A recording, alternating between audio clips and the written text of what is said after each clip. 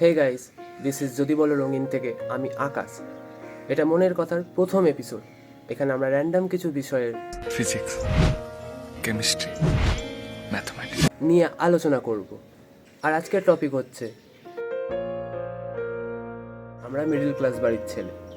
আমাদের নিজের ইচ্ছা বলতে কিছু নেই, সব লোকের ইচ্ছা পূরণ করতে করতে আমাদের জীবনটা পেরিয়ে যায়।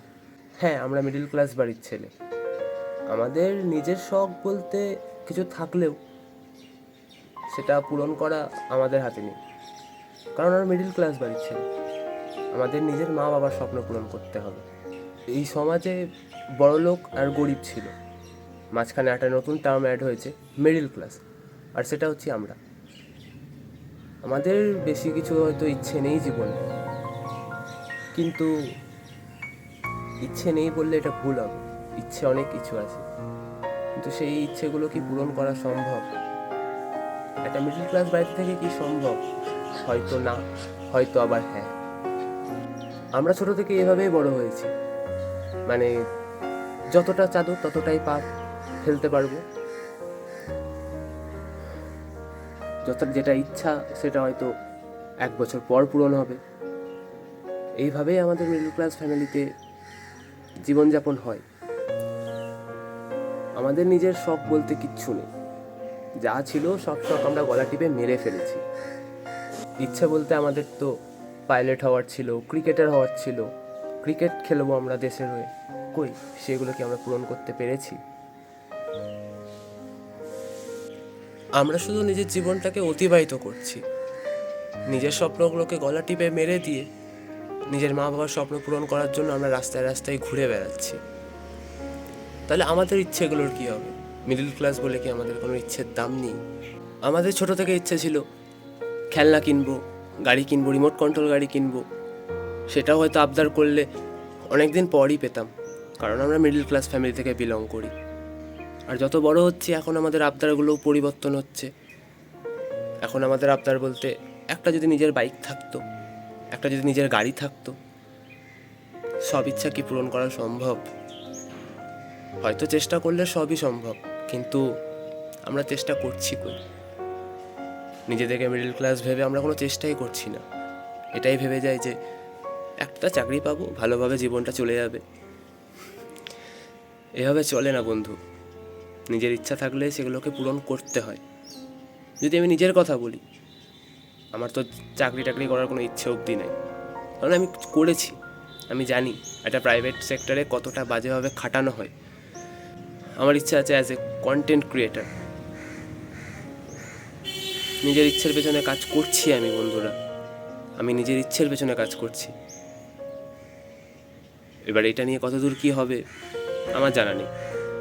করছি, করে যাচ্ছি, লাস্ট অবধি যা হবে দেখা যাবে। এটাই তো মিডল ক্লাস ফ্যামিলির মেন্টালিটি। যত দিন পেরোচ্ছে ততই যেন দায়িত্বের বোঝা কাঁধে নিয়ে আমরা মাটিতে ধসে যাচ্ছি, মাটিতে মিশে যাচ্ছি আমরা, কারণ আমরা মিডল ক্লাস বাড়ির ছেলে। হ্যাঁ, আমরা মিডল ক্লাস বাড়ির ছেলে। আমাদের নিজের ইচ্ছে বলতে কিচ্ছু নেই। লোকের ইচ্ছা পূরণ করার জন্যই আমাদের জন্ম হয়েছে, তাও আবার একটা ছেলে হয়ে। আমাদের মিডল ক্লাস বাড়িতে কি হয়? বাবার পরে যদি সংসারের দায়িত্ব কেউ নেয়, সেটা হচ্ছে বাড়ির ছেলে। সবার সব ইচ্ছা পূরণ করতে করতে যেন নিজের ইচ্ছেগুলো কোথায় চাপা পড়ে গেছে।